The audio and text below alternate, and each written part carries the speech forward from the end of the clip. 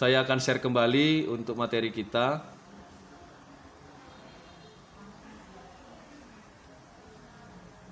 Bentar ya.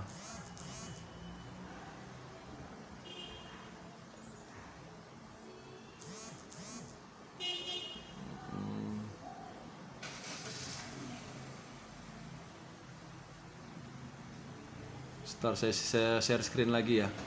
Oke, baik. Kita lanjutkan. Ini sudah nampak? Sudah nampak? Sudah nampak ya? Oke, kita lanjutkan kembali. Pembahasan kita hari ini adalah tentang manajemen strategi.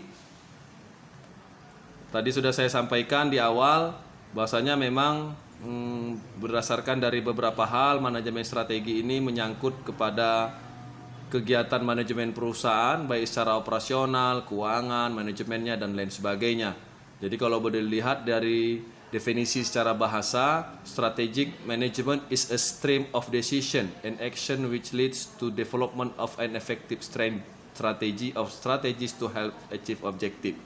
Jadi artinya manajemen strategi dalam hal ini adalah suatu keputusan dan juga aksi atau pelaksanaan kepemimpinan di dalam membangun manajemen perusahaannya berdasarkan strategi yang dimilikinya untuk mendapatkan hasil yang objektif. Strategy management process is the way in which strategy determine. Proses dari manajemen strategi ini adalah jalan sebagai determinasi objektif dan juga sebagai menghasilkan keputusan strategi yang sangat-sangat signifikan di dalam perjalanan perusahaan. Kemudian dalam hal ini juga terdapat beberapa manfaat dari manajemen strategi. Yang pertama itu adalah memberi arahan dan pencapaian tujuan organisasi. Kemudian yang kedua mengantisipasi perubahan. Yang ketiga adalah membantu memikirkan kepentingan berbagai pihak, meningkatkan keterlibatan berbagai pihak, menghindari tumpang tindih kegiatan, dan terakhir adalah meningkatkan efektivitas dan efisiensi. Kemudian selanjutnya tahapan dari manajemen strategi itu, yang pertama berdasarkan penganggaran, kemudian perencanaan jangka panjang, kemudian perencanaan strategik, dan juga manajemen strategik. Kalau digambarkan seperti ini, tingkatan strategi dalam perusahaan itu terbagi ke beberapa divisi, terbagi kepada beberapa bidang. Yang pertama itu corporate strategi atau corporate head office. Kemudian yang kedua terdapat bisnis strateginya, dalam hal ini adalah biasanya bersifat direksi. Divisi A, divisi B, begitu. Kemudian fungsional strategik, disinilah manajer itu bekerja. Di sini kalau digambarkan tingkatan strategi di dalam perusahaan. Kalau yang ini adalah struktur manajer strategik alternatif di dalam perusahaan, seperti misalnya di dalam perusahaan itu punya corporate business level. Jadi artinya perusahaan itu memiliki korporasi business level, seperti dia tingkat komisaris, kemudian dia punya fungsi level seperti R&D, Financial Accounting Strategis, Marketing Strategic, Human Relation Strategy. Jadi kalau dilihat ada beberapa contoh dari struktur manajemen strategi di dalam perusahaan. Kemudian kalau dapat dilihat juga hierarki dari tujuan strategi dalam hal ini adalah kepada beberapa hal. Kalau board of director di situ dalam artian dia akan yang menyusun visi dan misi, mencakup kepada tujuan dan juga kepada filosofi. Kemudian kalau corporate manager itu juga membahas kepada visi dan misi. Dan juga business manager juga dia hanya berbicara kepada misi. Sedangkan functional manager dalam hal ini adalah pelaksana, dia menjalankan semua sistem itu. Kemudian yang kedua untuk yang grand strategic. Jadi yang menciptakan grand strategi perusahaan itu di dalam perusahaan biasanya adalah board of director. Kemudian yang kedua adalah corporate manager. Kemudian yang ketiga business manager, yang keempat adalah functional manager. Jadi kalau digambarkan model dari manajemen strategi itu seperti company mission, dia juga punya company profile, external environment, dan juga kepada beberapa hal yang berkaitan dengan model manajemen strategi. Di dalam model 17 ini kita dapat melihat bahwa menggambarkan urutan dan hubungan dari unsur-unsur utama dari proses manajemen strategi. Kemudian yang kedua, model ini memberikan suatu pandangan umum dari suatu proses manajemen strategi dan komponen utama dari model yang merupakan tema pokok dari materi yang berikutnya. Kemudian yang ketiga, model ini menawarkan suatu pendekatan untuk menganalisis kasus manajemen strategi dan dengan demikian membantu analisis mengembangkan keterampilan formulasi strategi. Jadi kalau proses manajemen strategi itu adalah yang pertama analisis lingkungan, kemudian menentukan dan menetapkan arah perusahaan, kemudian yang ketiga formulasi strategi, yang keempat adalah implementasi strategi, yang kelima adalah pengendalian strategi. Jadi jelas kalau di situ terdapat proses dari manajemen strategi adalah yang pertama itu melihat kepada analisis lingkungan eksternal dan kepada lingkungan internal. Kemudian yang kedua menentukan dan menetapkan arah perusahaan, strategi, arsitektur, misi, tujuan dan dari internal strategi itu sendiri. Kemudian yang ketiga dari proses manajemen strategi itu ada namanya formulasi strategi.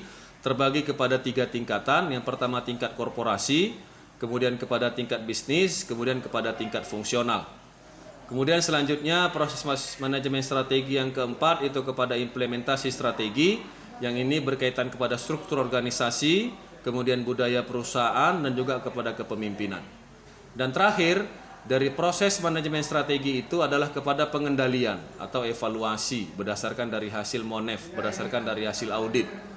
Yang ini tergantung kepada beberapa hal, biasanya kepada 2 hal, tradisional dan juga adaptif. Baik, kalau dilihat dalam hal ini bahwa jelas manajemen strategi dibutuhkan sebagai jalan untuk dapat menjalankan roda bisnis perusahaan. Oleh karena itu, kita dapat mengetahui dengan benar bahwa seluruh perjalanan dari bisnis perusahaan ini akan tetap dapat berjalan dengan manajemen strategi yang sudah dilakukan. Kita akan lanjut sedikit kepada sekitar 5 menit lagi ya. Kita akan akhiri mata kuliah ini. Kalau ada yang ingin dipertanyakan, dipersilakan.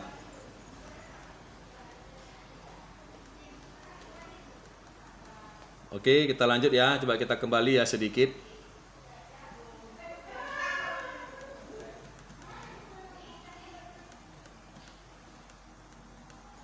Oke, baik. Di sini ada hierarki dari tujuan dan strategi. Yang pertama itu misi including goal and philosophy. Apa artinya? Misi di sini adalah apa yang ingin dicapai perusahaan berdasarkan keinginan jangka panjangnya. Karena visi kan biasa jangka panjang. Misi kan implementasi dari kegiatan visi itu. Jadi termasuklah di dalamnya tujuan dan juga kepada filosofi atau falsafah perusahaan. Nanti kita akan bahas kepada visi, misi, dan falsafah dari perusahaan itu. Artinya bahwa siapa yang mengambil keputusan di dalam membuat misi ini? Yang pertama itu adalah board of director atau susunan dari direksi. Dia yang akan membuat konsep tentang visi dan misi itu. Kemudian yang kedua adalah corporate manager. Biasanya adalah satu tingkat di atas dari manager level yang ada di bawahnya. Jadi memang corporate manager ini juga terlibat di dalam membuat misi. Sedangkan selanjutnya yang terlibat juga adalah business manager. Jadi kenapa itu centang 2 adalah bahwasanya memang yang benar-benar bertanggung jawab untuk pelaksanaan misi itu adalah board of director dan juga corporate manager. Sedangkan business manager di sini adalah secondary responsibility, artinya pertanggungjawabannya yang kedua. Jadi kalau memang sudah tidak ada corporate manager, business manager lah yang akan bertanggung jawab terhadap pelaksanaan misi dan juga membuat dari misi itu. Kemudian yang kedua adalah long term objective, dari keinginan jangka panjang dari perusahaan itu, grand strateginya. Siapa yang bertanggung jawab akan hal itu? Yang pertama adalah board of director. Dia bertanggung jawab yang kedua. Karena apa? Program jangka panjang itu dilakukan setelah adanya misi visi yang sudah dilahirkan. Jadi intinya adalah itu implementasi dari visi yang sudah dibuat. Makanya memang board of yang bertanggung jawab itu yang paling kompeten di dalam pertanggungjawaban long term objective adalah corporate manager dan juga business manager. Dan yang terakhir adalah functional objective atau taktis di sini adalah pelaksananya yang paling bertanggung jawab adalah functional manager karena dia yang melaksanakan sistem dari perjalanan industri atau perusahaan tersebut. Oke, silakan kalau ada pertanyaan sampai di sini saya persilakan.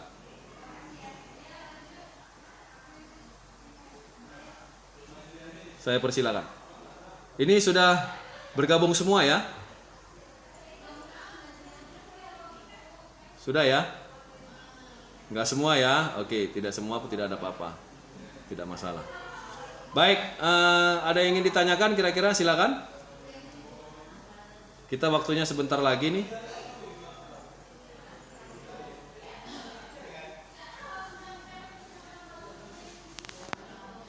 Untuk mengisi kekosongan waktu sekitar 22 menit lagi.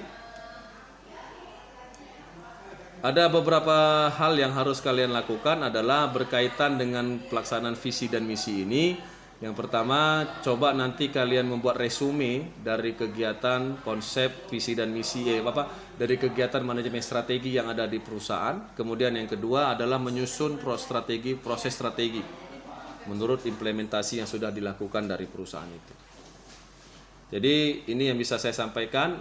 Kalau ada yang ingin ditanyakan dipersilakan. Tadi sudah digambarkan dengan jelas ya, ada beberapa hal yang berkaitan dengan manajemen strategi di dalam industri atau di dalam bisnis perusahaan.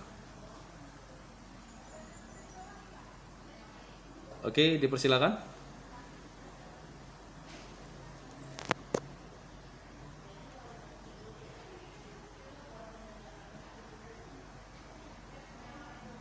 Oke, baik. Saya cuma mengulang sedikit ya, nanti bisa kalian bahas kembali. Untuk yang ini biasanya memang ada kesamaan di dalam pengertian manajemen strategi itu. Ada jenderal, ada strategi, dia menang atau kalah, kemudian manajer dan juga menyusun strategi, dia sukses atau gagal. Jadi artinya memang perjalanan yang dilakukan oleh pemimpin pada saat sekarang ini ditentukan dari kebutuhan atau perjalanan dari kepemimpinan itu sendiri. Ada yang ingin ditanyakan, dipersilakan. Oke, kalau tidak kita akhiri sampai di sini perkuliahan kita. Mudah-mudahan nanti kita dapat bertemu kembali di sesi selanjutnya. Demikian yang bisa disampaikan. Kalau ada yang ingin dipertanyakan nanti bisa kita diskusikan kembali. Wabillahi taufiq wal hidayah. Assalamualaikum warahmatullahi wabarakatuh. Baik.